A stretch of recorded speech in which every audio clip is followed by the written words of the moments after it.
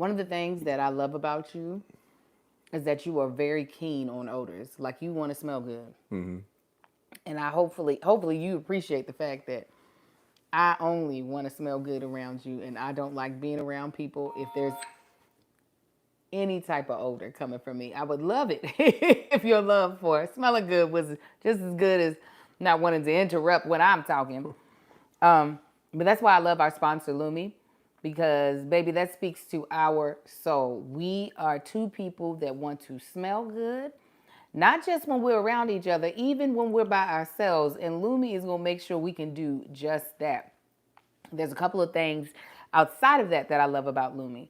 One, it's a whole body deodorant. It's not just one that takes care of your armpits, because you should know by now that other places in your body is going to be stinking, okay? So we're talking about pits, under boobs, thigh folds, belly buttons, butt cracks, vulvas, and feet. Also love the fact that it is created by a OBGYN, okay, who first saw how normal BO was being misdiagnosed and mistreated. It blocks odor for up to 72 hours, and they have various products like a solid deodorant stick, a sweat control deodorant, and they got a spray deodorant. Okay, Lumi. I love that. It's baking soda free, paraben free, and pH balanced. They got some amazing scents: clean tangerine, lavender sage, which is my favorite, and toasted coconut. Lumi Starter Pack is perfect for new customers. It comes with a solid stick deodorant, cream tube deodorant, 2 free products of your choice like a mini body wash, and deodorant wipes, and free shipping. It's a special offer for listeners. New customers get 15% off all Lumi products with our exclusive code. And if you combine the 15% off with the already discounted starter pack, that equals over 40% off their starter pack. Use code ARGUE for 15% off your first purchase at LumiDeodorant.com. That's code ARGUE at LumiDeodorant.com. Smell fresher, stay drier, and boost your confidence from head to toe with Lumi.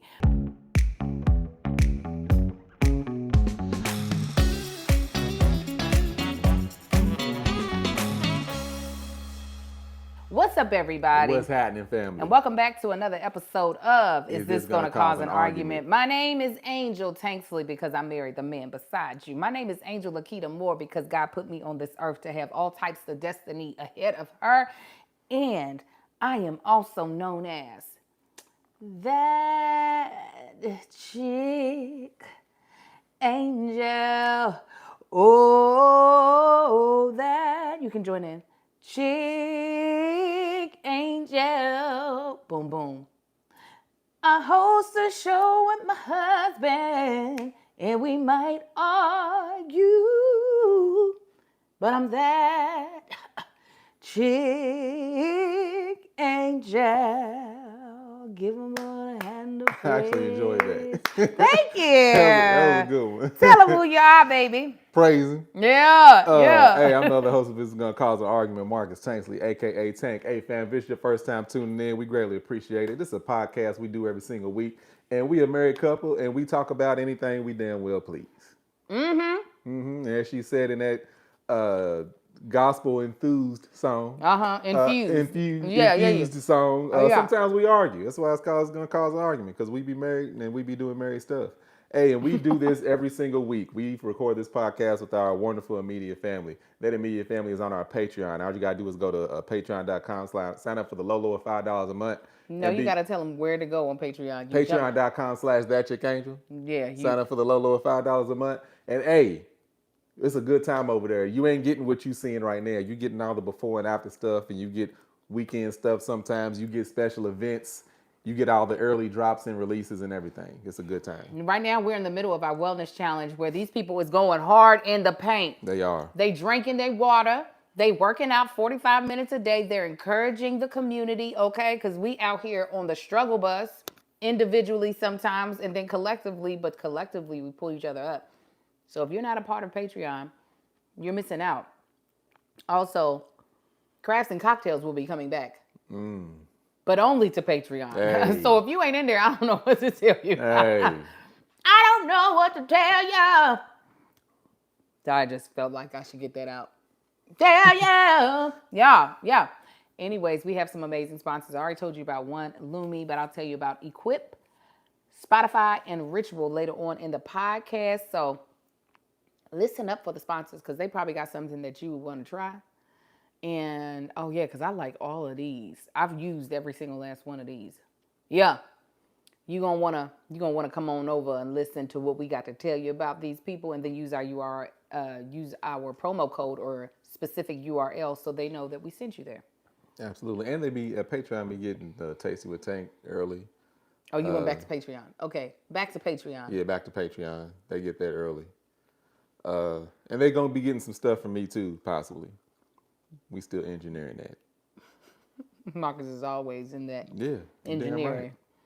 We were just talking about that to somebody that, oh, yes, we just met this woman at this Black Love event who's super duper nice. Her name is Harmony. Mm-hmm. She's a fan of the content, a supporter of the content. Something is pulling on me somewhere. What's something pulling on? The shirt. Something's that's just the Holy Ghost. That's God pulling you back to him. Shut up.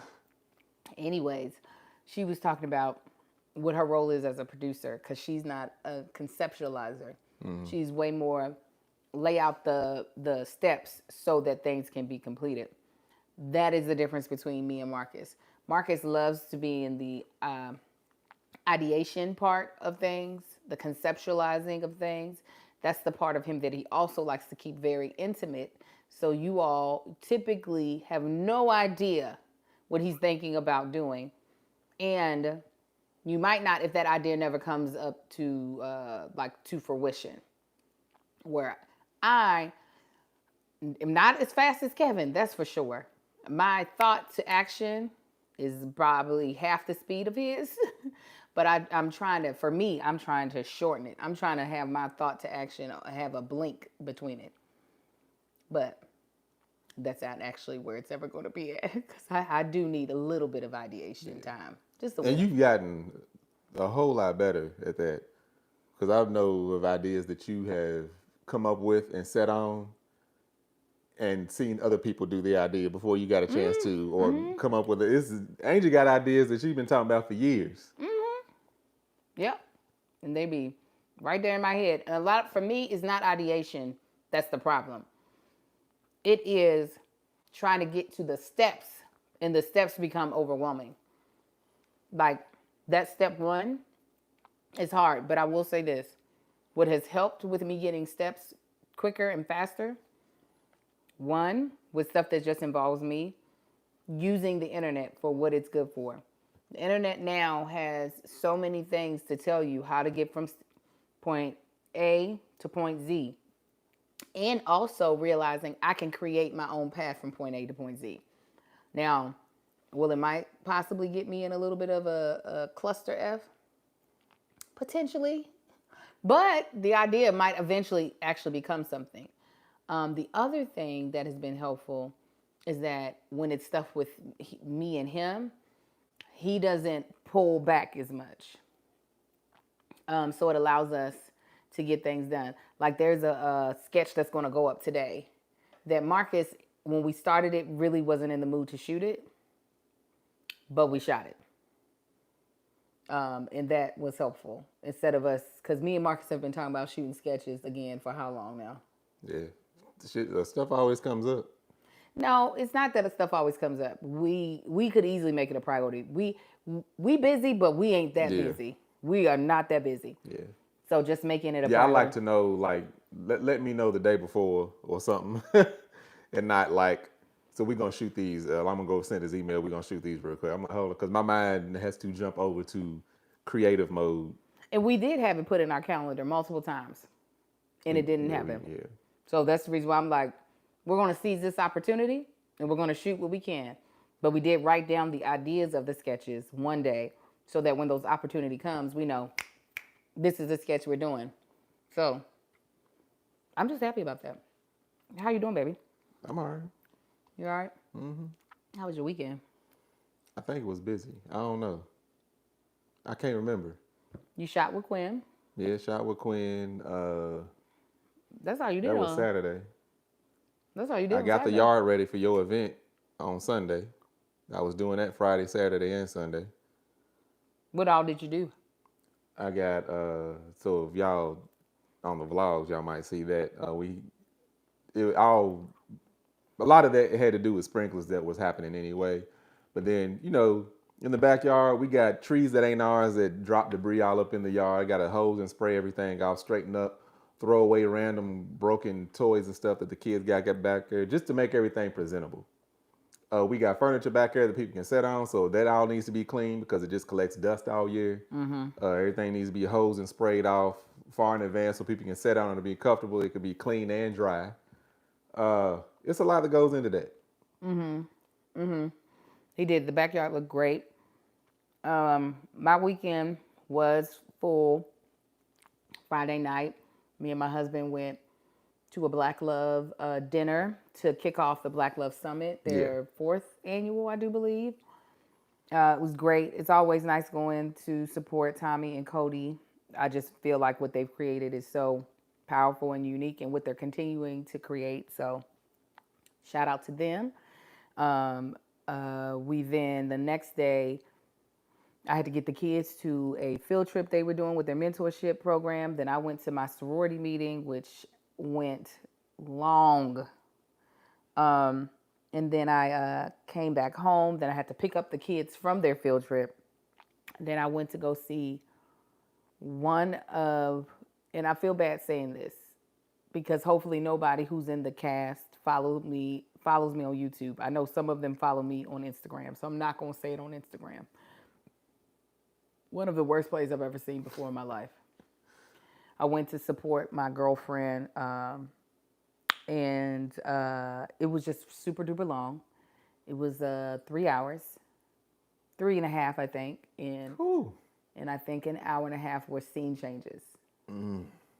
It was, oh my God, today. It was to the point that I started laughing to the point of tears at one point in time.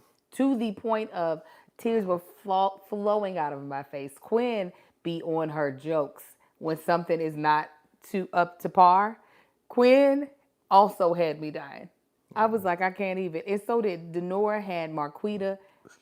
Marquita was doing her loud. Well, Marquita. Yeah.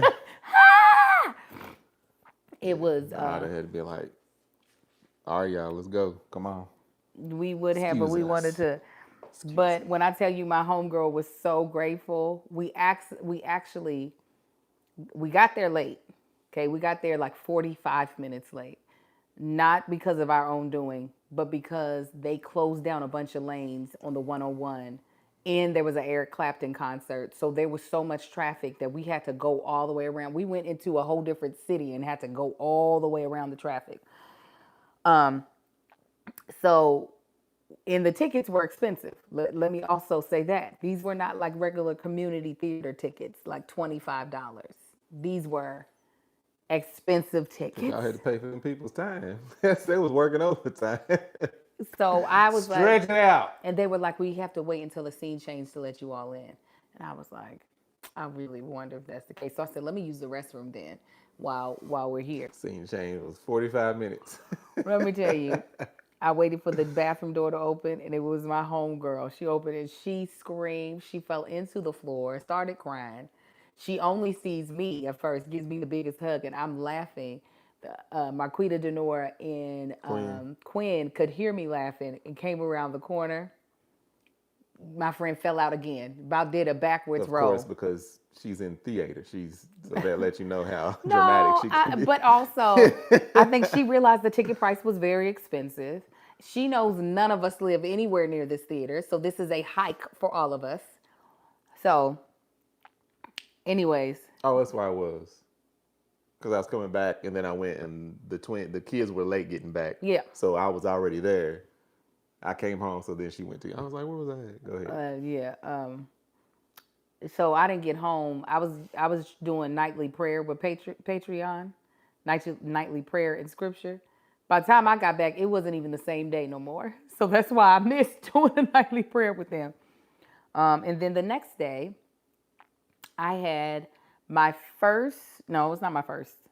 Well, yeah, we'll say my first grade group 2 event with Jack and Jill. So grade group 2 is kindergarten, 1st and 2nd. The reason why I have a grade group 2 event that I have to throw because of Amar. He's in grade group 2. So that causes me to have to host one event. And you know what they said to me yesterday? The woman was like, this was so nice because it was a break from the pumpkin patch. That has been worn out. And me and Brittany, the other host mom, were like, the pumpkin patch? Like, we didn't even think about it being Halloween and that there's a pumpkin patch for us to go to. The kids would have definitely been in a pumpkin patch. I said, didn't even think about our chapter themes the month. The month of October for our chapter is financial literacy. So pumpkins were nowhere in my head. I was trying to take them to a bank vault. That's what I was trying to do. But I was really happy with the event that I curated. I pulled out a $1 bill. They had to tell me what they knew about the $1 bill, what they could see on it. I, describe the serial numbers, and then I said, with a $1 bill, how many $1 bills do you think it would take to buy a bicycle? So you got kids being like 26, and you got kids being like 63. Amar said 1,200. Depending on the bike. Right. I said, all right. I said, so how many $1 bills would it take to get a car? One of the boys was like, oh, if it's a Cybertruck, 115,000. I said, okay, yeah, well, you got that Cybertruck. Another kid was like he was like, or 90,000. Another kid was like 60,000. Amar was like 1,200. He playing Price is Right. Then I said, how let us know if there's any glitch on the not social media, YouTube side. Then Amar, I said, how much would it cost? How many $1 bills would it cost to get a house? Christopher, who was one of our friends' son that was here, he said $3K. I said, wow, $3,000? He said, no, 3 kajillion. I said, oh, pardon me. Thank you for explaining to me what 3K meant. I did not know that there was another meaning for 3K. Mm-hmm. I said, 3 kajillion sounds about right. Look it up. I'll tell you the rest about what we did with the kids after I tell you about our next sponsor, who we were so glad to introduce to our audience last week. And their name is Equip.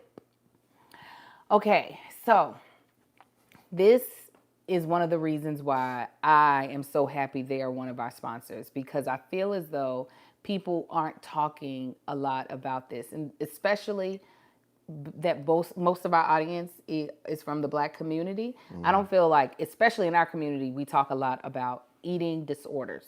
Okay, if you are concerned about your child's relationship with food or your own, I want to introduce you to the sponsor of today's episode, Equip.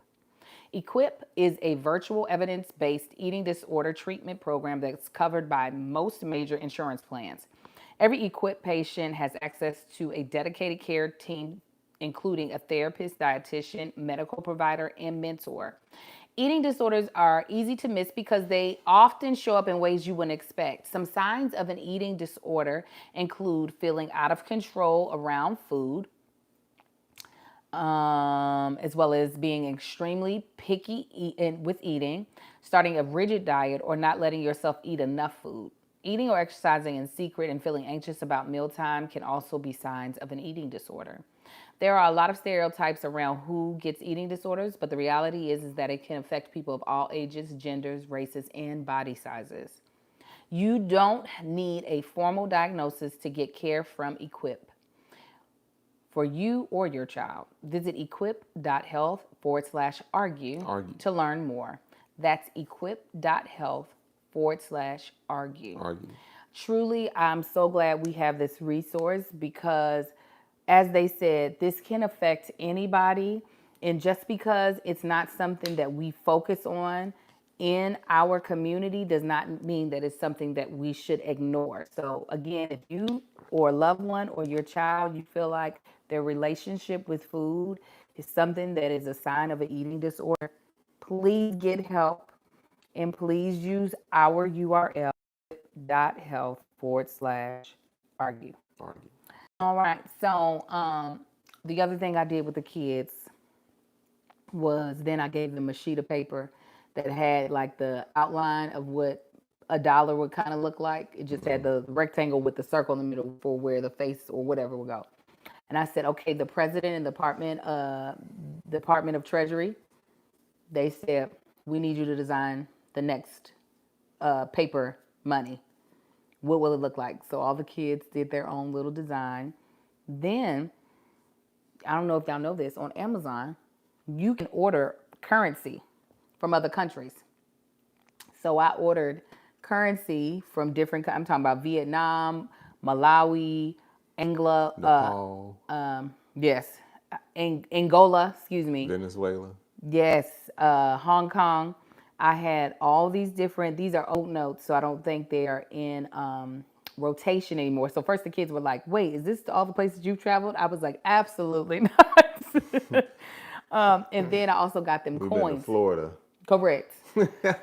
I also got them coins from different countries, and they really were into it. They were really excited about that, and I was like, look at it and see if you can notice the similarities and differences from the coins that you see on a regular basis.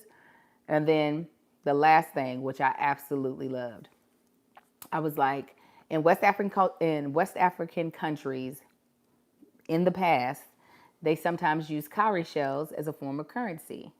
So each of you all will be getting 16 cowrie shells, and they are there's 8 different patterns. So you get 2 of each pattern, and each of those patterns equates to a different currency. So it had like the orange one was worth 1, the green one was worth 2. I was like, you're going to use this currency to purchase items to decorate your piggy banks, because they all got piggy banks. I said, you can choose how much or how little you want to purchase. You can choose not to purchase anything and save your curry shells. It's up to you.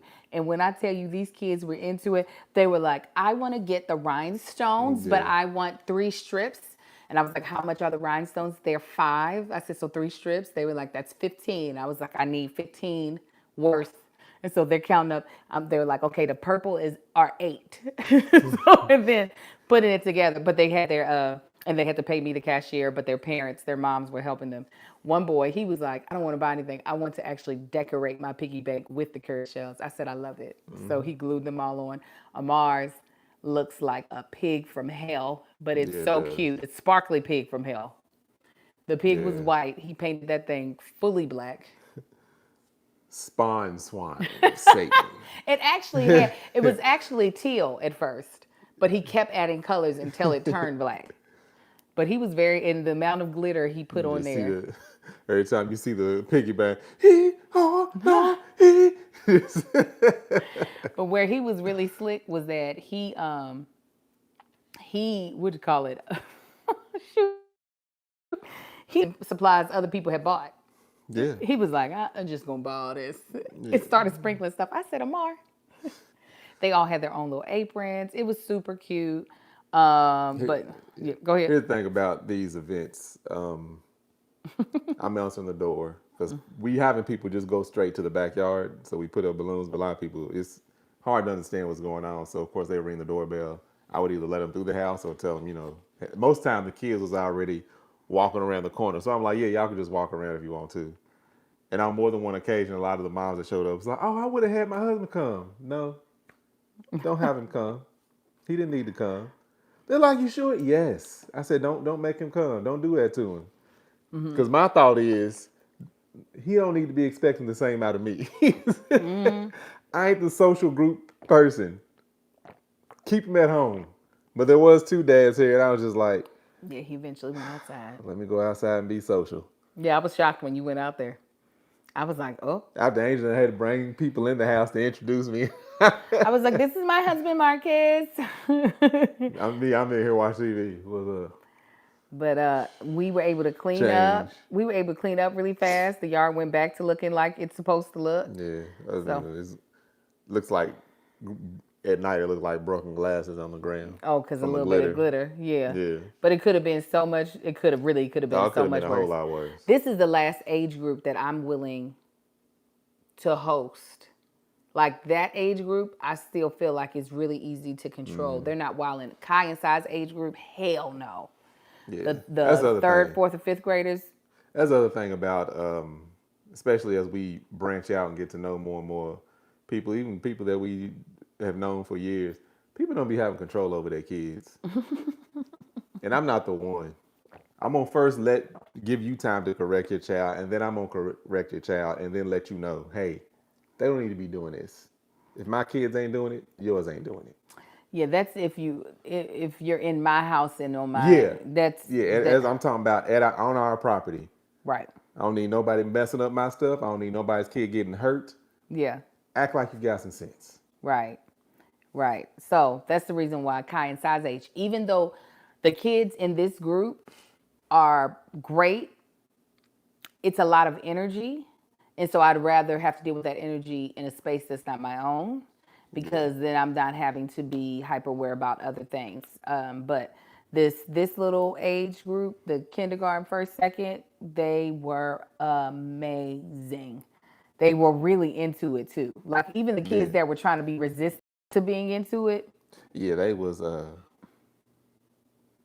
cause over where I was standing, they was coming over. It's like you could hear them counting and going through stuff, Uh-huh. negotiating. Well, here, let me use this. It was so good. I loved it. I absolutely loved it. So yeah, that was what we did this weekend. But let's go ahead and jump into a good old Tanksley Pride.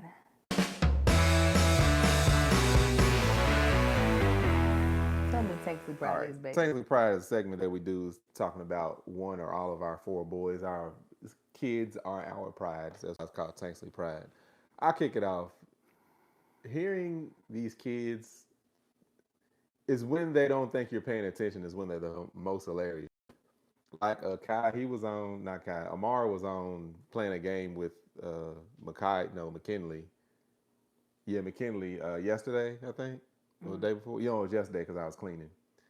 And I think he had to go take a bath with you or something. He had to go do something. Anyway, he left his tablet, the game on. He just told her that he would be back. And she does the same thing that our kids do.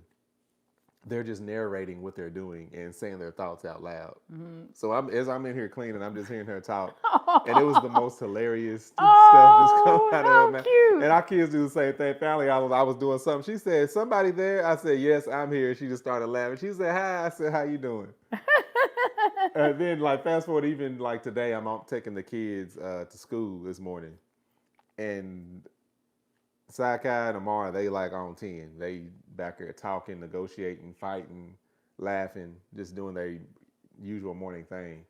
And Kai and Sai are going back and forth about something. And Sai says something and gives Kai the wrong answer, and Sai just starts laughing. He said, 1 minute. Sai I'm says, sorry. Sai asks Kai something, and Kai gives the wrong answer. There we go. Okay. Sai starts laughing and was like, "Oh my God, can y'all believe this kid? What are we gonna do with him?" And he's like dead serious. He's not talking to me. He's talking to Omar and Marcus. Oh my goodness. he's like, "Can you believe this kid? Oh my God!" It's like, who are y'all? They are kids. It's a mess. They did so good hosting the boy yesterday. They did. There was one boy that came over that was their age, so that wasn't part of their groups, and I was just like, "Yeah, y'all go do whatever." So they was out front playing football, not playing, but they were passing the football. They played basketball. Then eventually they went upstairs. And the boy, he seemed to be well behaved, so I didn't mind him, roaming the house with our kids. I was like, yeah, that's cool. But his dad was like, what they doing? I'm like, he's cool. Just let them do them. At one point in time, it sounded like 8 kids was upstairs in the loft because I don't know what they were playing a game or something happened that they thought was funny. Yeah. And I'm telling you, the cackles that was coming out of them. I was like, how many people are up there? They were having a time. I'm glad because I asked. I said, did everything go okay? I said, was he nice? Were y'all nice? They were like, no, he was great. So I was like, great. Yeah. For my Tanksley Pride story, Patreon is getting this in real time. You all are getting it 2 days late. Yeah, 2 days late. Today is the day that I become a football mom. Oh, yeah. Today is the day that thunder and lightning will crash down upon Campbell Hall and I hope they're ready. They better take shelter. They better call FEMA because they're coming to wreck shop. Well, we'll see. Yeah, we'll see. I've been working on them. I'm impressed by. Kai got an arm on him.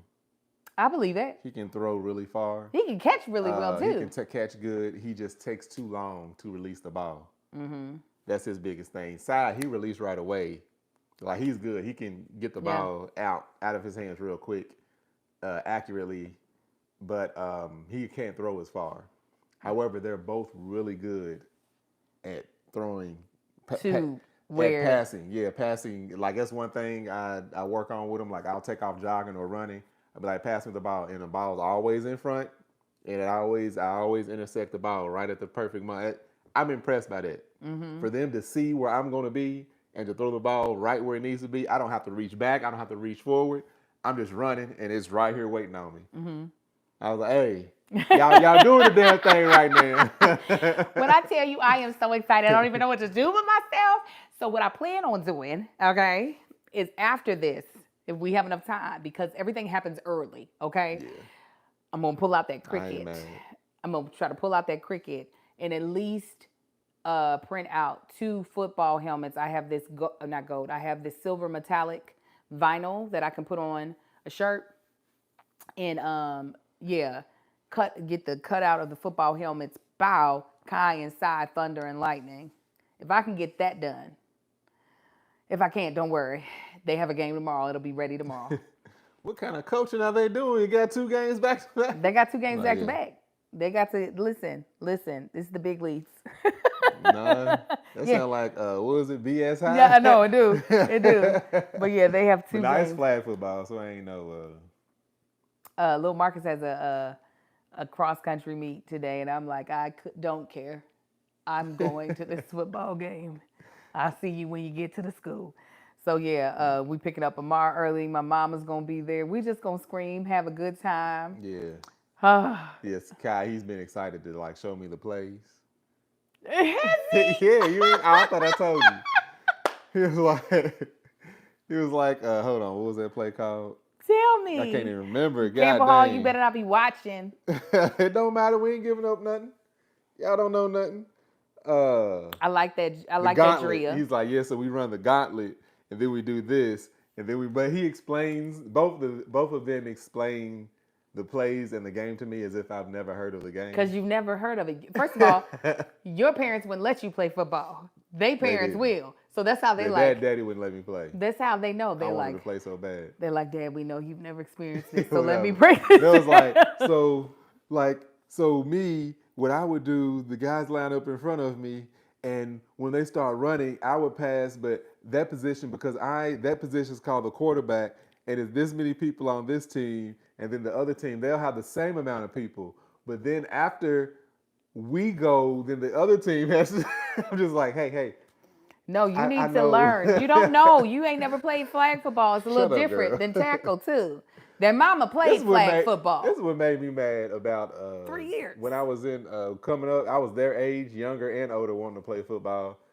It's all my cousins. I'm the youngest. All the boys, I'm the youngest of my cousins, outside of one, but he was never out there playing. There's only one girl younger than me. Anyway, they all play football. And when I say I'm the youngest, meaning they weren't like, I'm now 42, they 43. No, they're like approaching 50s and mid 50s. This is who I was playing football with.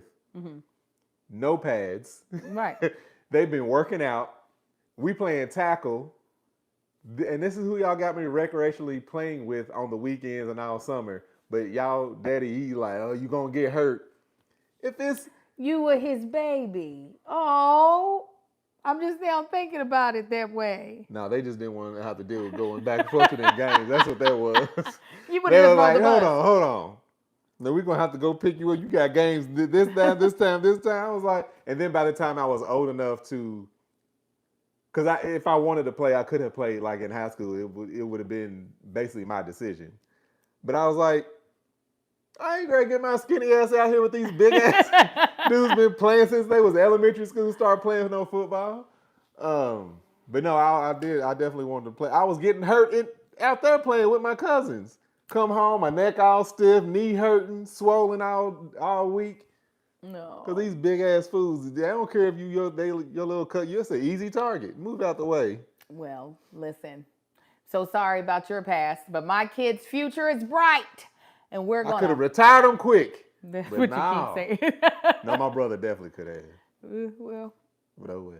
listen, we're here. We here. You wouldn't be with me had you been right. in the NFL. Man. So sad. You would have just been another whore Yeah. that they talked about in the NFL. Coked up. So yes, so exciting. I would take our Patreon with us, but I don't know if that's appropriate. More than likely, what I'll do is I'll vlog it so that I can figure out if I need to blur out other people's children or what have you. But Yeah. I cannot I'm wait. to see what this is gonna look like. Daddy you gonna be smiling. This gonna be your resting face. Is that pleasant face? Me or I'll be mean mug. That's what I'll do when Marcus was playing. But I was that basketball dad where I would coach him on the side. Yes. Lord help us. Lord help us. I'm like, come on now. You got to do better than this. So excited. So excited. Yeah. You want them dads to show up looking like a coach in a polo, glasses, and a hat. That's what you should wear today. That's exactly what you should wear today. Let's go to our next sponsor before we jump to the next segment. Is that all right with you, boo? Mm-hmm. All right. Well, today we have 2 more sponsors that I'm so excited to tell you about. And the first one I'm going to tell you about is good old Shopify. Y'all know we love Shopify over here at the Tanksley household because we are e-commerce people. Okay, so let me tell you some of the reasons why I love using Shopify. One is because it definitely can upgrade anybody's business, and it sure enough upgraded our business tremendously. Well, you can sign up for Shopify for their $1 per month trial period at shopify.com/argue. Argue. All lowercase. So let me tell you, one of the best things about Shopify, I feel like, is how easy it is to add products.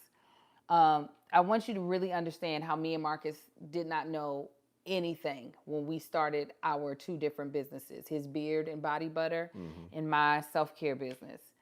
Truly had no idea what the heck we were doing. We were just out here praying that, listen, is this right? Are we doing this right? Is this okay? And turns out Shopify gave us the best guardrails to be able to get our business up and running. I think it's great now too because one, the store designs, like they have some really great templates for store designs. I designed Marcus's actually from the ground. I hired one of our moderators who designed mine, and it's so easy for her to add, to change the design up when I release new boxes. Yeah. And then when I'm just adding new products, I'm able to do that on my own. I don't have to get a web designer to get it added because it's easy to figure out. Yeah, since then mine's been upgraded, and it looks even better now. That's fantastic. Because I was perfectly fine with the. Yeah. I just love it. It gave our business such a like legitimate business looking feel. It didn't feel like, even though we're mom and pop, it felt very much so like we have a store that's in the marketplace with everybody else. To us.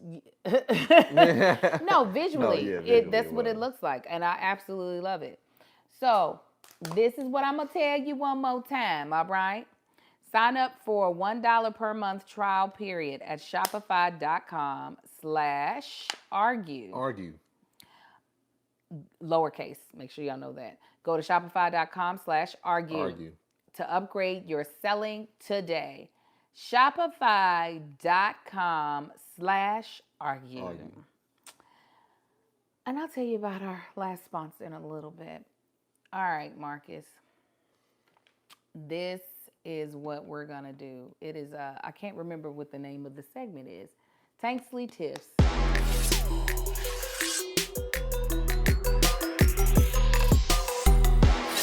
Why are you making that face? I'm looking at you. Tanksley Tips. This is something. This is my face. What you? It looked like you looking at me like, Heifer, what you about to throw at me? Tanksley Tips. This is where we actually bring to you all what we actually argue about. This is going to be lighter, hopefully so, but we already brought it up a little bit. Why do you have a hard time changing gears? And do you think truly if I gave you more time, your gears would change with the time? Absolutely. Yeah. Like I'm not as you know this, I'm not the light switch mind switcher. Like you are. Like even when, this is when things come up, Angel can be like, okay, now I'm over here. Especially creatively, specifically creatively. I need time to get my mind over there so I can turn on that creative side of my brain. And when I know it beforehand, it's a lot easier for me to come up with things and to be in that moment. I can't. Why I'm like that, I don't know. Maybe my entire career has been like that. Like when I'm not at work, I'm not at work. But when I get there, it's like I know that's where I'm going. Even when things come up that I'm not expecting at work, I'm already there working, and my mind is there. But okay, so prime example of sometimes feeling like damned if you do, damned if you don't, even though you're getting better.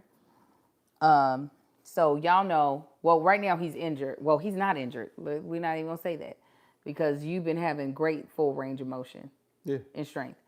We took a hiatus from physical challenges, right? Not that the physical challenges were ever the thing that was causing him back pain. Truly, that happened when he was working out. However, he does not like doing the physical challenges for whatever your reason may be. His calendar would always tell him when those days would come because we do it one day a month. That's it. We knock them all out. However, in the same token where you've had like possibly a week of knowing that the challenges are going to come up, there's still like a hard sometimes pull back. Because I don't like doing them. It's simple. You already said it. One, I don't like doing them. Two, I have no idea what we're doing. Do you think that would you think your mindset would be different if you saw the challenges ahead of time? Because obviously a part of the shtick is you seeing it for the first time on camera. But do you think attitude wise that would help you if you saw him before? I don't know, maybe. Oh well, you just said it. That's the reason why. No, I mean I said that's part of it. I don't know. You saying that you could still see it and still be agitated. Possibly. So what would be your ideal, like, with us creating? We trying to figure that out. Like, why would you ask me that? Like, I'm going to have an answer. We still trying to figure that out. We just had a meeting on that. No, because you just in this episode, you were like, if I had a day, then... I'm saying if we know what we're doing, like we shooting content that we wrote, it's like, we know we wrote this content. I got this meeting at 1:30. Let's hurry and film it. Wait a minute. I'm not there. I didn't know we was even doing this today. But if it's, sketches that we wrote, we're going to film those tomorrow. All right. Now, you see what happens to us, though, right? You see why I'm resistant to that now. We definitely had a bad time, especially, we definitely had a bad season, but we've been doing good with scheduled content. I'm sorry. Tell me what you mean by we've been doing good with scheduled content. I'm saying if something is scheduled, if we have it on the schedule, other than like the most recent things, because we had a bunch of stuff that has been happening outside of the normal. Tell me what's the last time that we had scheduled content? We were supposed to, it was on the schedule and we meant to do it. Because I ain't seen nothing on my calendar. We were supposed to be doing Fridays. That's on our calendar still. That was never a consistent thing to begin with. Because we struggled doing it consistent, but it's on our calendar. But I'm saying when Friday comes, 9 times out of 10, you not here. You was like, oh, no. It's been a lot of Fridays where you was like, it's not 9 times out of 10. All right, there's a good chance that you're gonna be off somewhere else in the middle of something that you had scheduled or double booked or got in the middle of and was not here to do the Friday thing. I feel like that is a gross overstatement Truly, No, not no. even.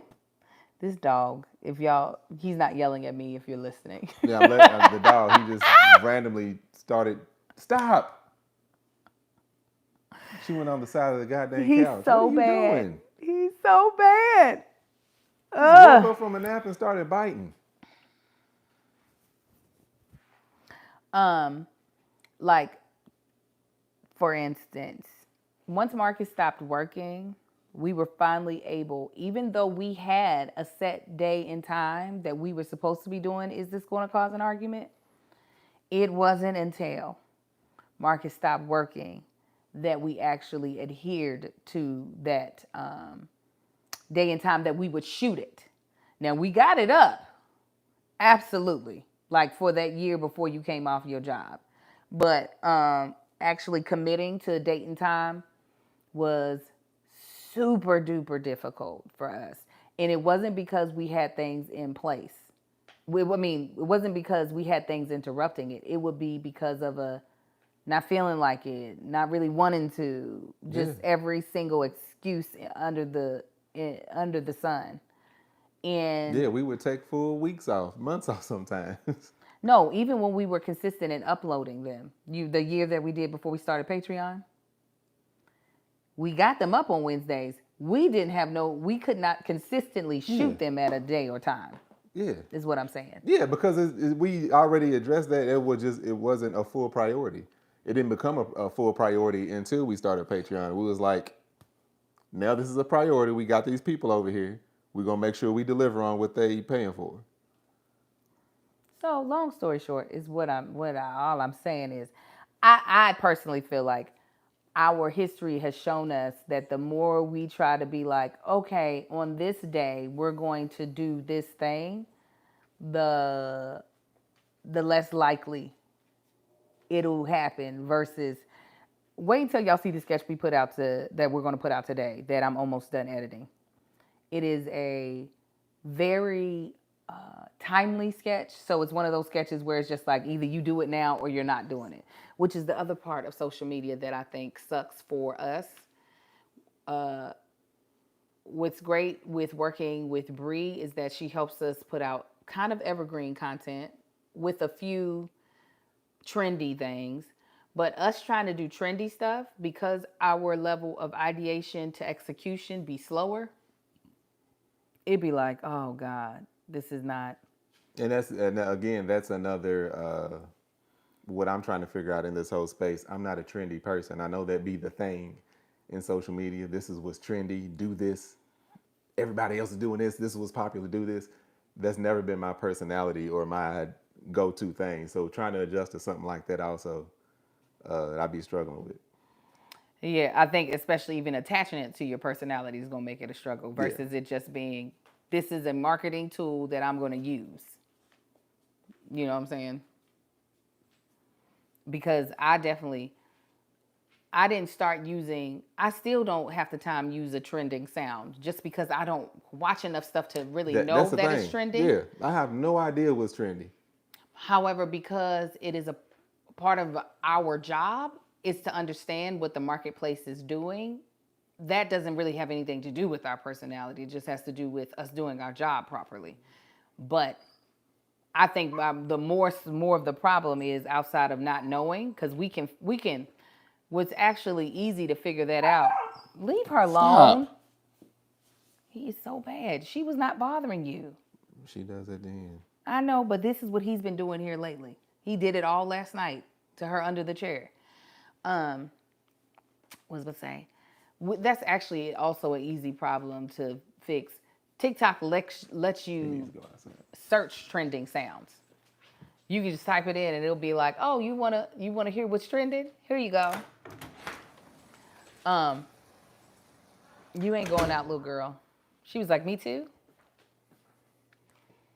Janique says she likes the dog content. And that's what's also, when Marcus gets a comment that irritates him, the switch to create content around it is a lot faster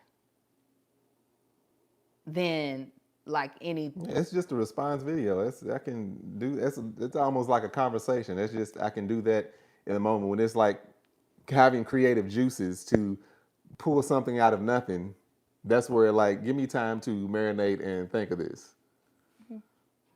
When we talked about this before, it was like the difference on a podcast where we talking about a show that we watching versus what's your feelings on this.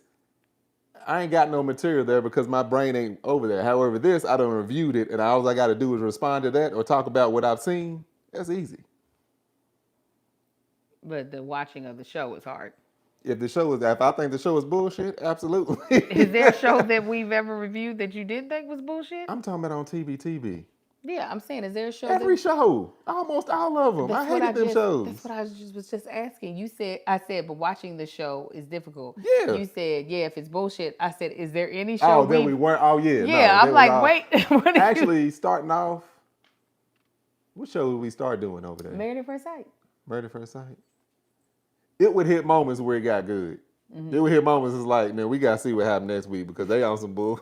But for the most part, all right, let's do it.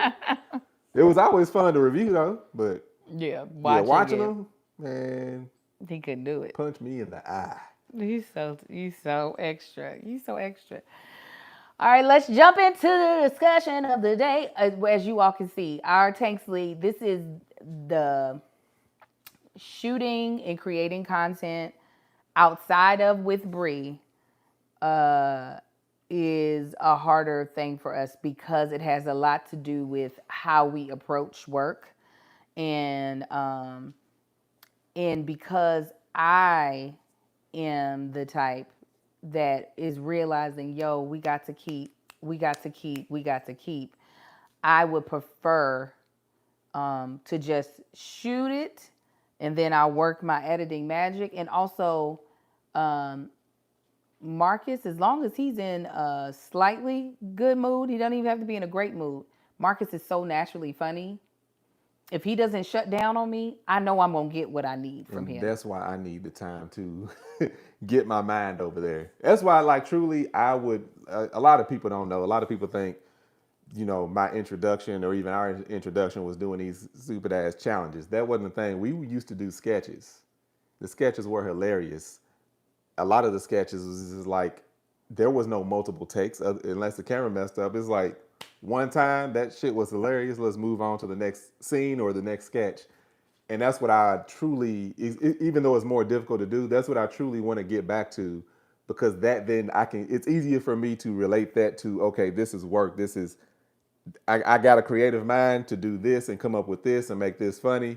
Let's do that versus these fools is over here dancing to this or this sound is being used. Come up with your own thing and do that. Or even the stuff that like the sketch that we was doing is just like I'm gonna need time regardless, but it's easier for me to even those I put those in the same realm. The ones that you was referring to, they caught me off guard. Like the pickup thing with me and her, I couldn't think. My mind wasn't over there, just like couldn't think of nothing. But no, getting back to the sketches, and I know, and it was crazy is I see people that comment all the time when we do a sketch. Marcus, he enjoyed this challenge. That is two different things. This is not a challenge. This is a sketch. But people don't know.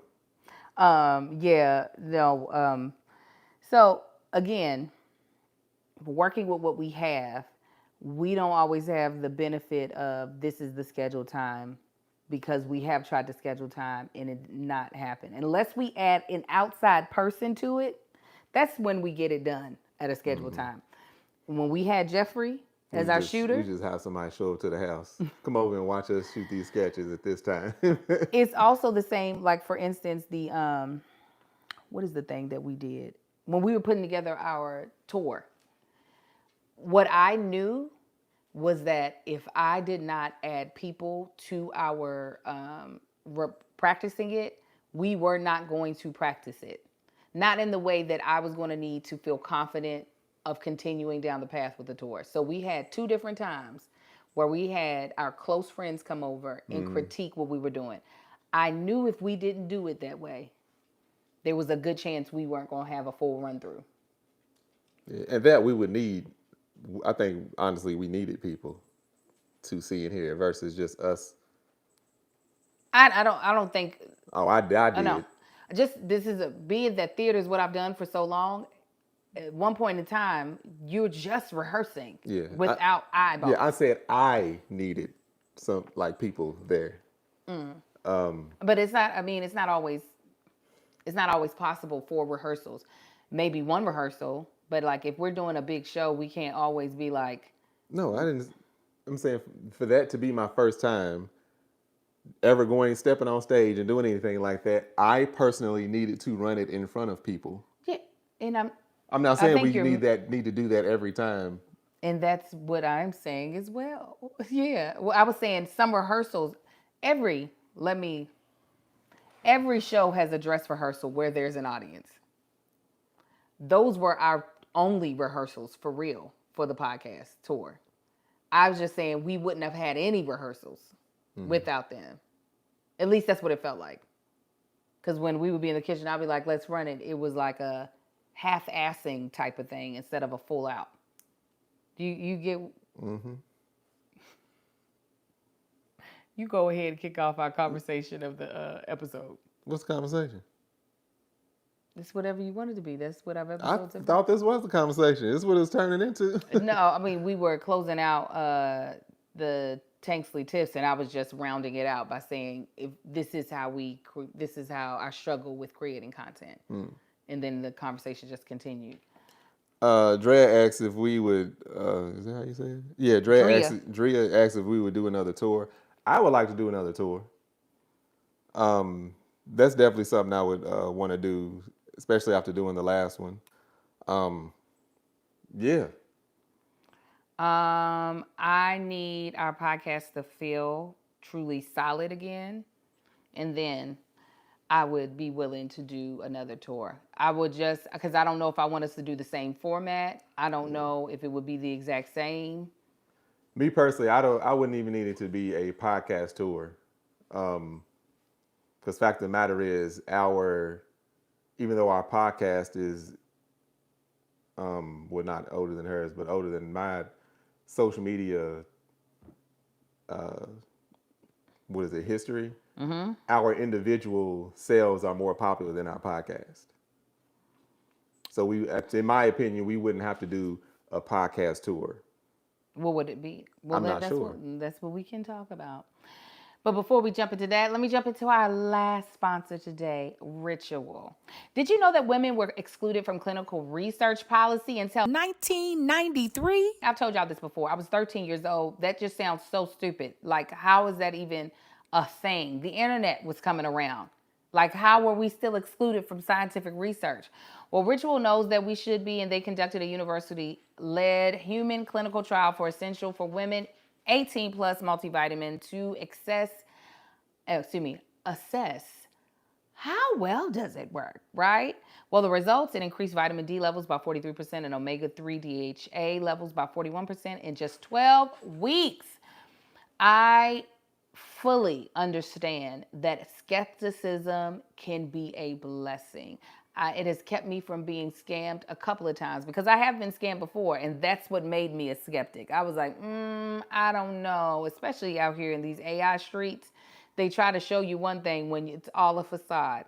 Well, if you can spot a too good to be true health hack from a mile away and read labels like it's your job, congratulations, you're a skeptic. And Ritual knows that every good skeptic deserves a multivitamin that exceeds your standards. Their clinically backed essential for women 18 plus multivitamin has high quality traceable key ingredients in clean bioavailable forms. I actually really do love Ritual. That's the one thing that I do keep in the kitchen, in our pharmacy in the kitchen, is my Ritual vitamins. I love that you just take 2 capsules. It's minty. It's got a delayed release capsule, which is my jam. And you truly, I feel like I notice the difference when I take my Ritual and when I don't. And that is why I love it. They also have some other really great other favorites you can add on. Daily Protein, Symbiotic Plus, Gut Health, and Hyacera. The Symbiotic Plus, that's the one that I'm over here eyeing because I'm all about this gut health. All right, so it's clinically backed multivitamin for 18 plus with 9 key ingredients. Like I said, 2 delayed release capsules, and it's got a minty essence. Also, it's USP verified, okay? Only 1% supplement brands on the market has a USP verified mark, which shows that the product contains the ingredients actually listed on the label. They're also vegan, non-GMO, project verified, gluten and major allergen free, certified B Corp, and made traceable. No more shady business. Ritual essential for women 18 plus multivitamin you can actually trust. Get 25% off your first month at ritual.com/argue. Argue. Start Ritual or add Essential for Women 18 plus to your subscription today. That's ritual.com/argue Argue. for 25% off. Yeah, so what would you said excuse me. She said I'm reading what they said. I said hopefully I said 1993 and not 1913. Dear God. What if it wasn't podcast? What's some things you would enjoy doing on stage? I don't know. Technically, in my opinion, our first tour was not a podcast tour. It was just a tour that had the bones of our podcast. I think we could expand that into any damn thing we want to. I did say 1913. Okay, we're gonna fix that. Thank you for letting me know. Yeah, it's. I look at that as the same as like you know how when you was talking to Kevin about they were doing the way they were doing the tours and you was just like you could do a tour with this even like the kind of the way him and Tony doing I don't know how much of theirs is like off the top of the head but like how you was just trying to let him know hey you can do it this way or that's how y'all ended up doing y'all's. It's like we don't have to stick to even if it's gonna be in the realm of this podcast it don't have to look anything like the one we did before or anything like a podcast tour of sitting down and talking to an audience, which I would never want to do. I mean, anyway. obviously we didn't do it the first time, so that's the only reason why I'm like, what would you? Yeah, that I'm not sure. I just know to me it's an empty canvas. I'm not sure what I haven't seen what we've done before. I haven't seen a lot of tours of other people when they're doing stuff. It's just something I haven't looked into. Mm-hmm. I have no idea what I would want to do or feel comfortable doing or have fun doing or more importantly what people want to see. Mm-hmm. Yeah, for me, wow, yes, our numbers on social media are definitely stronger than the podcast by itself. The podcast is still our marketing tool for if we were to go on tour. And it also like helps people kind of understand a little bit what they're getting into versus Marcus and Angel who just do challenges online. Them trying to sell tour ticket dates, it seems so vague because that's what we do online is challenges and sketches and people don't typically pay to go see people do physical challenges that aren't good at them. They wouldn't be, yeah. And or nor do they pay to see people do 1.5 to 3 minute sketches. Right. But with that, like, I feel like that goes into marketing too. It's just like our tour had Tasted with Tank and Crafts and Cocktails as part of it, which ain't never been featured on any of none of our podcasts. I don't know. I just feel like I just feel like it's something we could look further into, and if we were to put our heads together and think about it and talk through it, that's something that we could easily come up with of a different type of tour or do another tour without this blowing up into the top 5 podcast or whatever. I'm not saying that's what that's just figure of speech. For me, I'm just talking about like I felt like after the tour we had a lull, and I mean just in what we were doing on camera as far as in conversation topic. We were just kind of like, what do you call it? It felt very hazy. I was just like, where's this? I mean, shit. We've been doing it. A lot of podcasts don't last this long. Right. So for me, I'm like, to tour it, I want to make sure that we're like solid. I don't want to tour. Is this gonna, I got on our shirt. Is this going to cause an argument? If this is going to cause an argument, is not firm in its shape, in its what it is. Because regardless of the fact that our show did not look like a typical podcast, nor was it a typical podcast, that's what we tethered it to. We tethered it to our podcast. So for me, I'm like, well, let's firming this up is put it like this. Firming this up is more important to me than touring the podcast.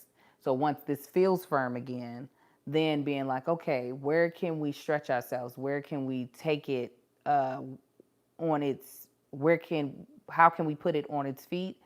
And what type of form will it take on its feet? I thought that what we came up with this last time was super cute. I thought it was really interactive. I thought it was something that people had never seen before.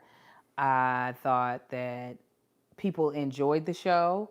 I felt like out of the 10 shows we did, we maybe only had one show that felt like energy-wise, it just wasn't our best.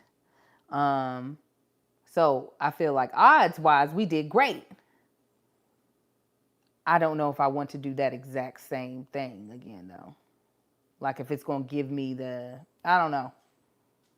So I think it can tour again. I just, like I said, I want this to feel strong. Does that make sense? Mm-hmm. Thoughts on what I'm saying? I mean, yeah, I don't feel like it's. I know you wanted to feel stronger than the first time because it's not. It wasn't any more strong than what it is now. The first time we went, you just wanted to be in a better spot if we were to do it again. No, I definitely think our podcast was stronger. Okay. I do. I'm saying after like I feel like we're traveling back on the up because we took the format out of, and y'all know this. Well, y'all might not know this. Me and Marcus have had to have several conversations. We've had, when I was with my therapist, we would even talk through the stuff then. There was like this push and pull even on camera because, as Marcus has stated many a times, jumping into conversations about his feelings or jumping into conversations that he just wasn't really wanting to be in would cause us to have like discord, but not like the healthier discord on camera. So it felt like we were not pushing the podcast forward. So we had to come up with ways to like, how can we not have that? Like, what are the conversations that we should be having? We had a producer for a little bit. We ended up cutting the producer, one, because podcast revenue ended, but also the topics weren't really leading us anywhere. Like, we would have like a couple of good topics, and then the topics weren't leading us anywhere because one, we already had 6 years of podcasting under our belt, so it felt like we were re-talking about shit that we had talked doing about. it for so long, it's only so much you could talk about, especially the fact that we don't have a lot of guests or hardly any guests to constantly talk. Even if someone else is coming up with the ideas, you're recycling the same topics of how we met, feelings on this, what is it? Friendships and relationships with the opposite sex, and what you do in this situation and that situation. And me personally, I always thought it was more fun when we would just talk about lighter subjects. I've never been the whole let's get deep and let's do this and talk. At me, you're not gonna get a lot of energy. For me, I want a podcast that's where energy can be brought, fun can be brought to, and that's just me. If I'm doing the podcast, that's what I want to do. Even when I've been on other podcasts. Especially when anytime it's dealing with a black couple, they always want to go to, so when you all, let's just have fun, y'all. I feel like there's enough of there's enough of people talking about feelings online. Let's just have some fun. Let's show people that we can have fun too, and not toxic fun. So again, recycling those same things since 2016 is just like, yeah, I feel like hit a low. But the reason I feel like it's not as we weren't any stronger then than what we are now is one. I feel like I know we did definitely hit a low just in the topics, and that's when we were both thinking we didn't know it. We were thinking the same thing. We got to revamp and do something different. I think one thing that reflects is one thing YouTube, they changed the way people subscribe. Like numbers themselves make a big difference. And I think subconsciously, when you see that, that also like we'll have a great episode. We look and it's just like, why are the numbers so goddamn low? So a lot of y'all don't know YouTube changed. Just because you subscribe to somebody, don't mean you actually subscribe to them. You got to supposed to go into the settings and do all this other bullshit.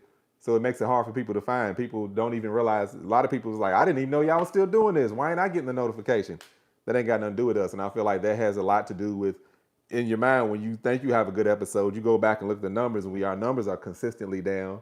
Ads are gonna slowly start going down because people ain't viewing it. They ain't getting as many views and click as they used to. I feel like a lot of that goes into play. But yeah, I feel like the lighter, for one, me personally, the lighter not even lighter topics, but the funner topics draw more eyes. But the whole algorithm thing in the YouTube, I don't know how to fix that other than holding a class on how to show people how to subscribe. The fact that you have as many subscribers as you do and me bringing up the rear end with 20,000 and people don't be seeing the stuff is infuriating. Ernestine said, define strong. For me, strong is effortless conversation. Y'all know I've done multiple podcasts. This is just one of the multiple that I've done. And this one is the hardest one to get sometimes, effortless conversation. So if you think about Mommy Confessions, this dog is a mess. If you think about Mommy Confessions that I do with Denora and Quinn, oh my God, if y'all could see our Mastiff. No, Castle. You should see, he ran. As y'all can hear Marcus yelling easily. Because his mic is still on. Marcus is still on the mic. Then y'all getting to hear all the my door not mechanics. Closing right. Jesus. Kids slamming it constantly. So we could, it doesn't even matter what the conversation topics are going to be. We could get without blinking 2-hour conversation. Obviously the podcast that I do with Kevin, it's because we're both comedians.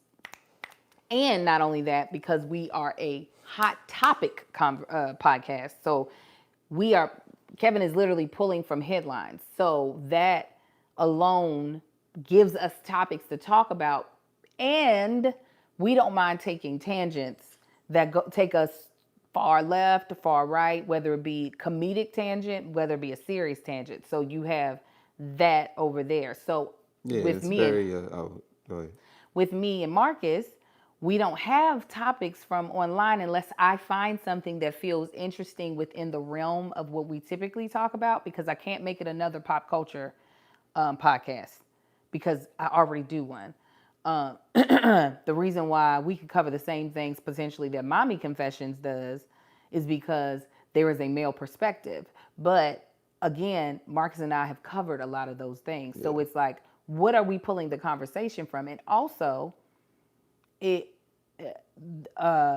especially when if it ever becomes one-sided, which there's been times where it has become that, my brain can only pull so many ideas to the table. At one point in time, Marcus, like for a year, Marcus produced the episodes bringing in topics or whatever. But that was even still, we were doing mostly relationship, family stuff. So I had brought to him this year, why instead of having a topic, let's just talk, let's just have conversation, because I needed us to get to and that was effortless conversation. And literally for like 2 weeks before she said that, I was thinking to myself, what can we do to revamp and make this podcast more enjoyable for us to do? Yeah. And I was like, I don't know what that is. I was just racking my brain like, what's that? Then when she said that, I was like, well, I'm glad you said something, because, but again, that wasn't a conversation that we had. I guess we were both just thinking it. Well, because I know you've made it very clear that he would love to tour again next year. In my head, I'm like, if we can't get to a point where we're having easy conversation on on here where people can for free just be like, I don't want to watch this no more. I was like, I do not want to put us back out in front of people until I know for certain, like, our banter is like that. Marcus, again, when he's on, when you on and you are in a I don't know, the mood is it's not excited mood, but like Marcus can be a chatty Cathy when he's in a very like heightened mood. Marcus's natural mood is not a talkative person. His family is not talkative, so this is not a knock. That's not what he does naturally. Where Marcus knows, I'll talk to people until I'm blue in the damn face. But that's why I was saying what you were saying just didn't make sense to me as far like us standing on stage on a tour for this podcast ain't gonna look the way it does here. It ain't gonna like we're gonna be, all right, you got to get up there and we got to go do it back and forth about something different and it has to be about this. And so that ain't gonna work. That's why I'm just getting back to, that's why I didn't understand or don't understand where you were coming from about it has to be stronger because I don't feel comfortable. If I don't feel comfortable in this setting and us going back and forth and you not shutting down or you not being like feeling some type of way about something, I'm not going to feel comfortable putting energy in making sure we get booked at rooms, talking to these clubs to try to make sure our deal is good. I'm not going to feel, you know what I'm saying? I'm just, it's all about, okay, I want to feel like it doesn't matter if everything we have falls apart right before we go on stage. Me and you could talk to these people for an hour and 30 minutes and it is going to be entertaining as hell. That's what the correlation is for me. Does that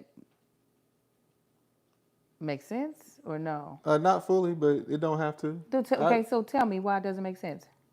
Because I want to understand your perspective. I don't want it's just not you understanding mine. So mine, I'm trying to figure out how to word it to where you understand where I'm seeing the disconnect between that being the thing and the way the podcast could possibly go. I'm not sure how to. I mean, I get where you're coming from. I put it this way: I get where you're coming from.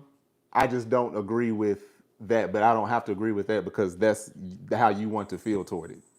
Yeah, you see what I'm saying? So yeah, I know you want me to be able to take the leap from this, even if we did hit a conversation low in this podcast for a few months, ain't got nothing to do with stage. However, for me, they directly correlate. I see that's what you're saying. That's why I'm saying I disagree with that, but I don't have to agree with that. That's just the way you see it. Listen, I get it. It would be like, even though it's no longer coming back, and I just said it to him, I was like, what happened? Talking to Greg, let us tell it. Is that something that you would have, even when y'all's conversation was getting way too serious, and you felt like, oh my God, why are we going in this direction? Say what now? Let us tell it. Uh-huh. If let us tell it, because y'all actually, at one point in time, had better numbers than we did. Y'all just weren't getting advertisers. Right. Is that something that you would have felt comfortable putting on stage as a tour? No, because the only reason why is because we don't have the following to go on tour. So you were just more so looking of the fact that people will come regardless. To us? Yes. Yeah. So say you all, so yeah, then that's where our disconnect is. He's like, they're going to come regardless. No, I'm not going to say they're going to come regardless, but if we put together something and advertise it like, yes, this is the podcast tour. However, you ain't got to tune into this podcast just like the first tour. It's like there was people that showed up, they had no idea what the hell they were setting into, but enjoyed it. And it still, even if they watched the episode of the podcast after that, they'd have been like, oh, it wasn't nothing like the tour. Mine is specifically people we have, not to say we ain't got millions. However, we have a following and a support group to where they know if we put our minds together, put together something good, and could advertise it as a must see, we could do that. Okay, so this is where we aren't aligning, and now I understand. You're not so much worried about the content that's on stage because you feel like it'll come together. Because I wouldn't go on stage unless I felt like it would be a bomb ass show. Yes. I no, well, you said that like, oh no, the stage I ain't worried about. No. Because you said the only reason why you and Greg wouldn't go is because y'all don't have it's the numbers. I was more so thinking about y'all's content. Our content too. It would be a combination of both. Okay, so tell me why? Because you're saying they don't have to correlate. But well, for one, conversation wise, me and Greg don't bounce off each other as well. As well as me and you. As well as me and you, me and Greg, we can't like with me and you, even me and Kev. You think back to TBTB, me and Kev could just go and do a back and forth, and you know it'd be good. And even like off the top, we would be able to come up with stuff. Greg is not. I wouldn't say I don't even know how to word it. Me and him, we never would go back and forth that easily. One. Mm-hmm. Two, numbers wise, me and Greg do not have the numbers. Even when we were doing great, we would do, I don't know, 85,000 views this episode. The next episode would do 5,000. The next episode, 120,000. The next episode, 3,000. Like, we didn't have like a consistent watch base. And social media wise, numbers, we don't have enough. I didn't feel like we had enough. That is the biggest concern, though, is the numbers part, right? Yeah. For you. Mm-hmm. So that's what I'm saying is more than what is on stage. You feel confident about doing a tour because people are going to show up. And them people are going to have a good time. And for me, numbers wise, yeah, I think because we are smart enough not to book venues that are too big for the audience that will come. That's not the part for me that I would be worried about either. So that's not where my hesitancy would be. It is more so on the same vein of, but not the same reasons of why you saying context wise, you and Greg you wouldn't feel as comfortable with you all on stage is because you said y'all don't banter as well. I'm saying because of what has happened multiple times on this podcast, more recently, not like in the past, I don't want to say in the past like 2 months, but the year prior to that, we had so many like tanks in our conversation. It made me go, now how would if this happened on stage for any reason, I would be mortified or pissed off. And that's it. And because it happened so many times. I was just like, yeah, we got to figure out a way. And it wasn't a you thing, and it wasn't a me thing. It was a us thing. And I was like, I got to figure this out. Oh, she got to go pee-pee. But go ahead. The thing is that why do you feel like then the audience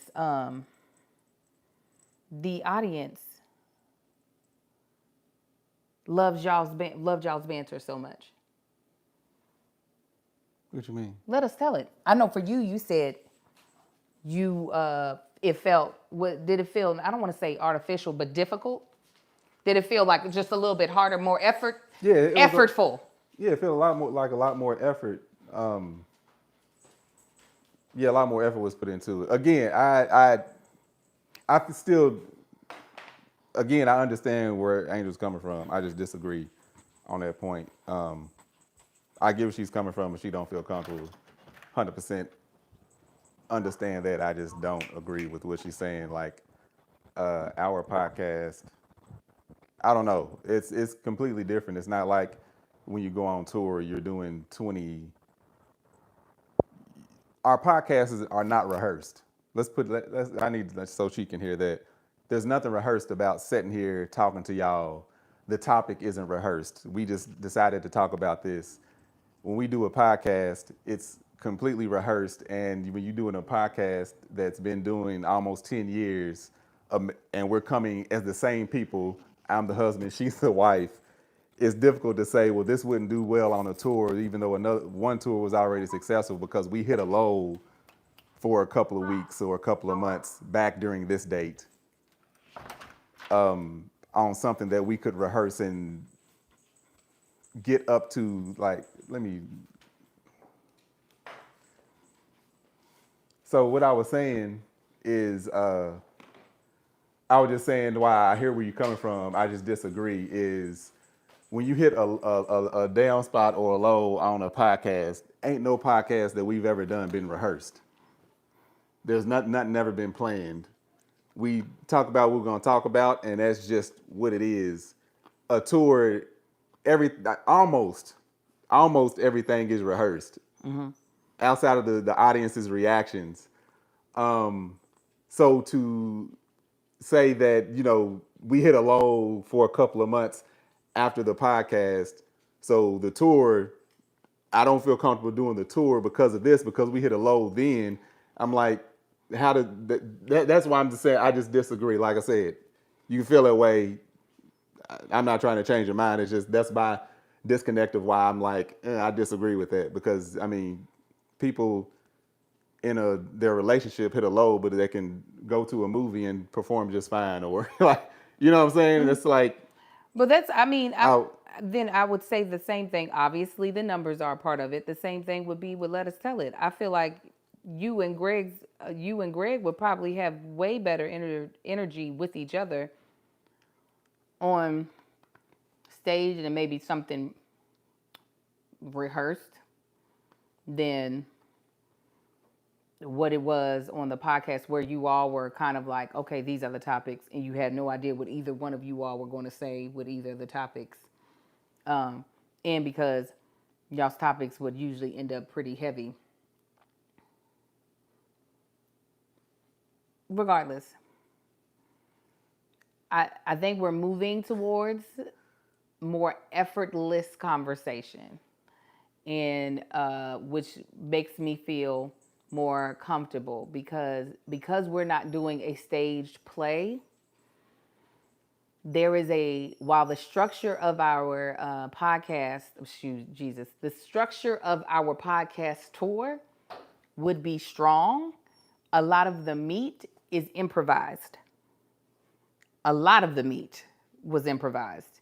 So just knowing that, yeah, that meat is going to be there. And touring on our own was it was a very heavy lift. There was a lot of administrative stuff that fell on my shoulders. So I want to make sure that if we do it again, and if it's going to be kind of the same thing, because we're not in a different place right now, like as far as in business-wise, we're not in a different place. So a lot of the administration is going to fall on my shoulders again. That like, yeah, we are solid. We are freaking frack. We are yin and yang. And instead of magnets that are pushing away, but like more like that. But I feel like our conversations have gotten better. Like I feel like our conversations have gotten so much, but even this, I feel like it's gotten like in previous, it would have been a shutdown of the conversation versus us really like trying to understand each other. And for you, I know you have just a strong belief that it would work out. We would rehearse it. We would come up with a format. It would be great. People would come. Yeah. The fact that I ran the clock every night by accident, like, I don't know. To me, like from doing that tour and the energy that we bring and the environment that we bring, for me, the touring part, being on stage, was easy. It truly was easy, because y'all, the audience, made it easy. The energy was there. Even when the energy wasn't there. There was one show where I was sick. I was extremely sick. Had no energy. Thought I did horrible. And Angel Victor was like, no, that was good. I'm like, I didn't feel it at all. But I mustered through it. So, yeah, just because we don't have the following that is like, I've seen like professional comedians, like I can see if they for one, I'm not a comedian, so I can't even put myself on that realm. But I see performers, I'll just stick with comedians that get up and like their audience is almost looking like you see those comedians that ain't funny, but people laugh at because they enjoy that person. Somebody come up to see us, 9 times out of 10, they enjoy us. But then you have comedians that show up, if they say something, people get quiet. I done seen comedians get booed because those people aren't there to enjoy that person. They just there to get entertained and they don't care who that person is. We have built a completely different following. But just from me, yeah, just the tour that we did, and as easy as it was hard to get out there, but being out there, that to me, I'm like, that was not. But anyway, that's just where I'm at. We ain't gonna change where we stand in this. Would you be willing to do a tour of a different format altogether? Absolutely. Like, no, I mean no stage. Possibly. I don't know. Like, yeah, definitely. Like a non-performative tour, but more of a connecting with the people that I don't know. That I could easier jump on. Yeah, I'm not sure. I don't know what that looks like. I don't know what you're talking about. I don't know, have an example, so I have no idea. For instance, our friends Royale and April, they did a dinner tour where they quite literally had a dinner in different cities, a large dinner where they were able to meet with the people who supported them. It was conversation, it was group conversation, it was dinner, it was drinks, and people really felt like they got to connect with them. For me, that sounds extremely exhausting. There's no way I could guarantee going to all these different cities, meeting in an intimate setting and sitting down. And me, if somebody comes to see me, I want to give everybody equal energy, one-on-one energy. And again, they do deep, intimate conversations where I'm like, no, y'all ain't about to get that much deep. I get deep enough. I got a friend out here, and they love getting together and talking. I got that. And release. And I'm not even talking about. Okay, let me be even more specific. Hold on. I think you might like this. Yeah, exhaustion. Yes. Listen, I think I got something. And when I think Kevin Melissa did this one time, actually. The night is full of fun and games and stuff. There is stuff for people to do along with this dinner, right? And it might be us playing the games with them. And I'm not talking about, so this is kind of like Tasting with Tank. It's kind of like Crafts and Cocktails. We are the hosts of these activities, right? So they're eating, watching. There's certain people on stage with us. We dismiss them. I think actually this might be kind of what Deval and Kadeem do. Because every time I see clips of their podcast live, there are people on stage with them that are not other like famous people. It's like couples that they're asking questions to. But I've never seen a full format of it, so I have clearly no idea. Mm-hmm. Anyways, doing that, still having a section where we kind of talk, not, so how are you feeling? How's it to be a wife? How is it to be? Kind of think of it like, what you call it? When we did the tour with Kevin and Melissa, the book tour, where that to me felt mainly fun. Like it was like conversation, light, funny conversation, except for there's games, dinner. That sounds exhausting as like you think doing what we did was tiring. Like to stretch that out into like I don't know. I ain't never been a part of it, so I have no idea.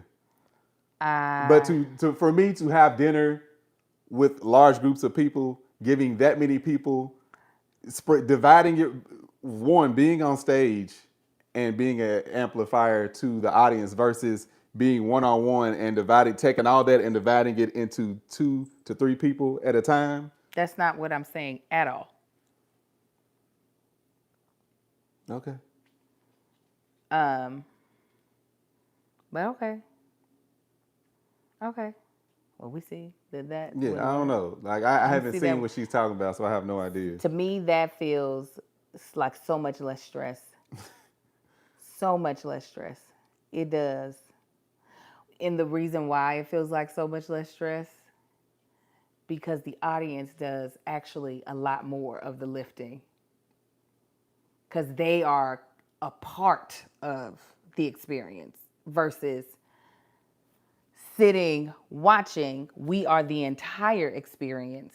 And whatever we do is what the experience is.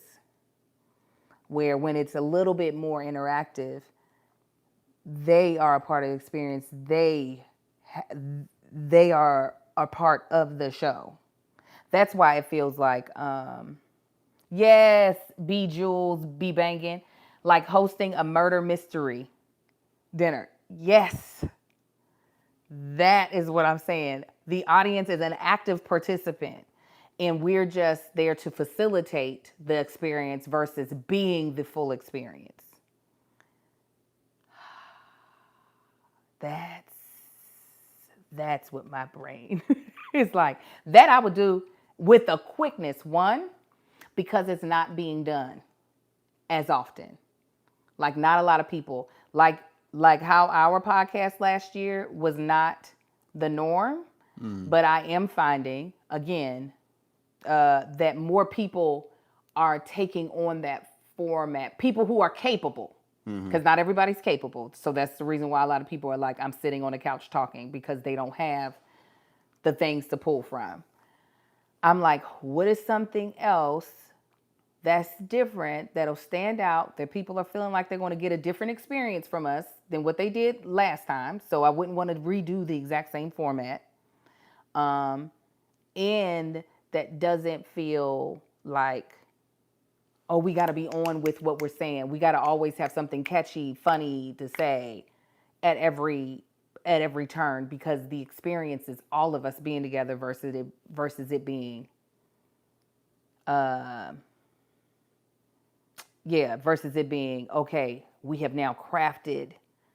I'm on stage now saying this stuff, doing this stuff. You're on stage now doing this stuff. We're on stage now together doing this stuff, and having to try to stretch it to an hour and a half. Janique said it's like a family night. Yeah, I don't know. I just, yeah. Like Tasting with Tank meets Crafts and Cocktails, where we're at tables sipping and crafting while y'all host.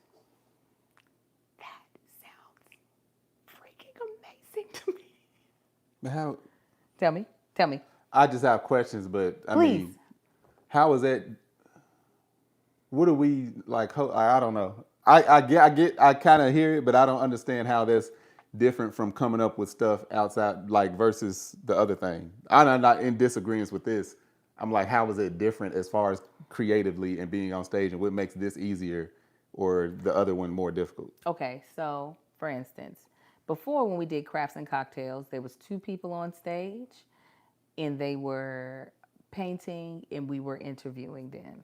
With this version, everybody is crafting on stage.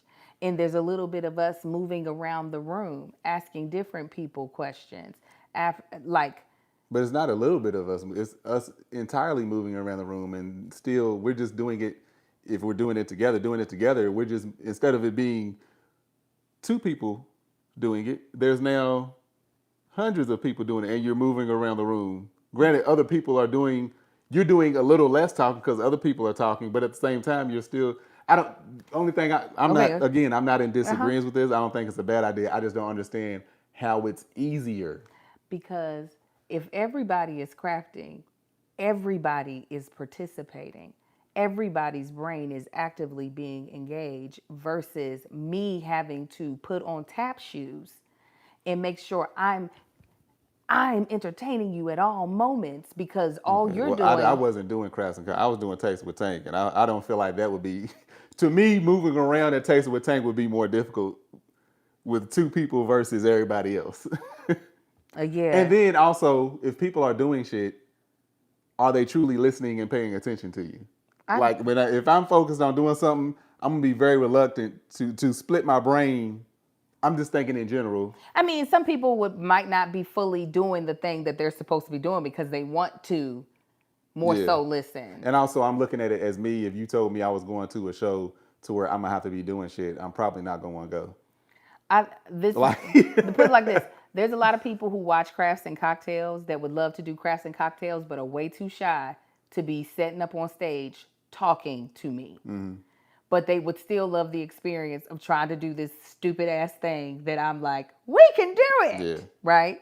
But it's like, oh yeah, but you're still getting this experience with me without the pressure of, now the spotlight is on you, because a lot of these people, just because they enjoy our content doesn't mean they want to be us, doesn't mean they want to be the guest on the show, but they do want to kind of be in the world of it. You get what I'm saying? Okay. I just, okay, let me read some of the Patreon things. They said a family night with the Tanksleys. Prime example. What did we originally want to do on tour? Before the tour ever became a thing we actually worked towards putting on its feet, what was our original idea?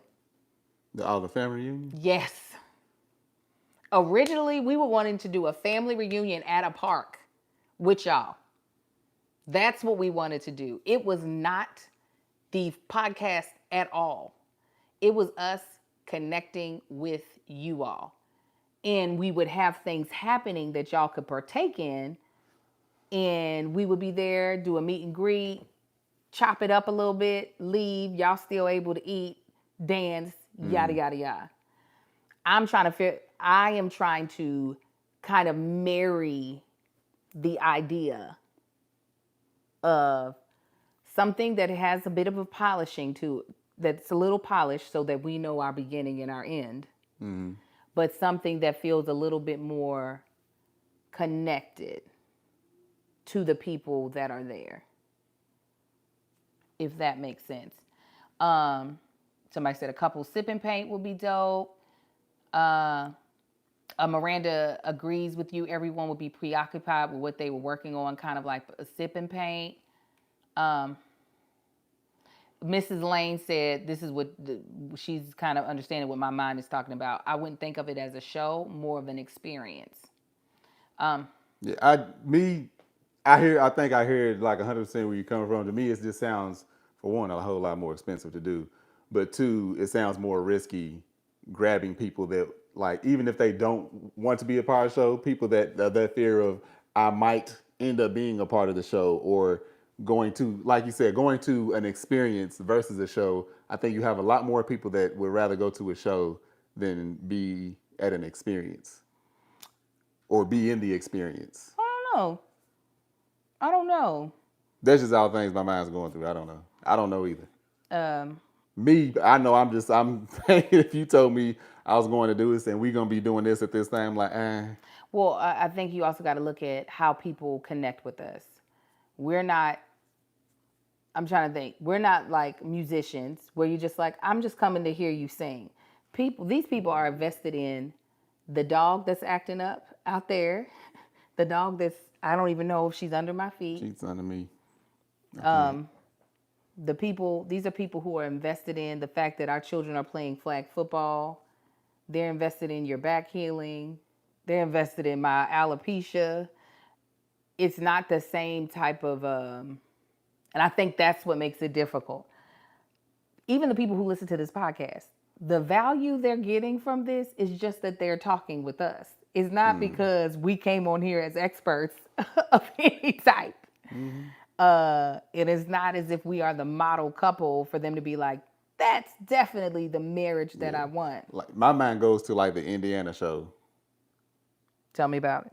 That's the show that I was talking about that was low energy. Yeah, and that's the one was I sick? Yeah, that's the one you were sick. So double whammy. Or it could have just been because of me. Tech support said women like experiences. Go ahead. Yeah, that's what I'm saying. It's probably going to be the last show was full of women. But I'm thinking of like the people, granted it wasn't like it was hundreds and hundreds of people, but like people coming to see us for the first time, or people being reluctant seeing us for the first time, not knowing who we are. You know what I'm saying? Like, I don't know. Well, I'm not worried about those people. I hope they like it. I'm more so trying to cater it to the people that we know are going to show up, because that's the only Yeah. way we can have a show is the people we know will Right. come. So I love this. First of all, this is what I meant. Thank you. This is when I say stronger. This was everything. Even though it wasn't as light and fun, I still feel like there was a lightness to it because we're not talking about some tragedy. We're literally trying to figure out how could we go never on talked tour. about no tragedy. No. But, or, we're not like, tell me about your childhood trauma and how you got through it. This is literally us being like, how can we get back to these people? In my opinion, now this makes it quicker for me because I feel confident in. This is what I'll say about Marcus.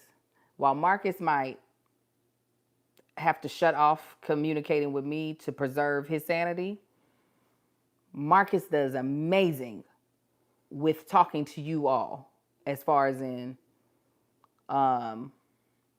one-on-one. And I don't know what I mean by that. Like when it's just him talking to you all, I feel like even in person, the switch that Marcus says doesn't exist, it exists with you all, one-on-one in person. With me, that switch does not exist as much. But that's only because we love each other, so that we don't need a switch. So it makes me feel just really, it gets me excited, actually, is what I'm saying. This possible, but I don't know, because I would want him 100% on board. I don't want him to feel reluctant about the tour, doing a tour. It gets me excited about it being a Tanksley experience, about it being so uniquely us that it doesn't matter if they've never experienced it before. We will give them a fire-ass experience. That's just what I'm thinking. All right. See? What? I don't know what you want from me. Banter. You were just telling. I'm glad you're excited about this. Yeah, that's banter. Yeah. All right. I mean, it's been what, 2 hours? Yeah. All right. That's why I'm just like, we need to wrap this thing up. We both got stuff to do. Yeah, we do. This is great, guys.